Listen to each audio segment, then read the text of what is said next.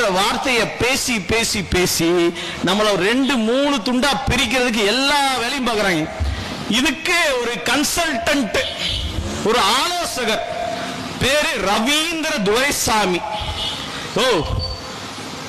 முந்தைய காலத்துல சுப்பிரமணிய சாமி சொன்னது ஏதாவது நடந்திருக்கான்னு கேட்பாங்கல்ல, அதே மாதிரி ரவீந்திர துரைசாமி சொன்னது ஏதாவது நடந்திருக்கா நான் கேட்கிறேன்.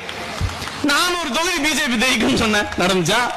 ரஜினிகாந்த் முதலமைச்சர் ஆவார்னு சொன்ன, நடந்துச்சா? இல்ல இப்ப சீமானும் பிஜேபி ஒன்னா சேர்ந்து எலெக்ஷனை சந்திக்க போறாங்கன்னு சொன்ன, நடந்துச்சா? எது நடந்திருக்கு? இப்ப விஜய் வெறும் 5% வாங்குவாரு, சீமான் 20% வாங்குவாரு அப்படின்னு சொல்ற. இதெல்லாம் நடக்க போகுது? நடக்க விட்டுருவோமா? நல்லா தெரிஞ்சுக்கோங்க, இங்க இருக்கக்கூடிய இந்த நாயக்கர்கள், தெலுங்கர்கள், தமிழருக்கு எதிராக எந்த செயலும் என்றும் செய்ய மாட்டோம். தமிழ் எங்களுடைய தாய் மொழி. போதுமா?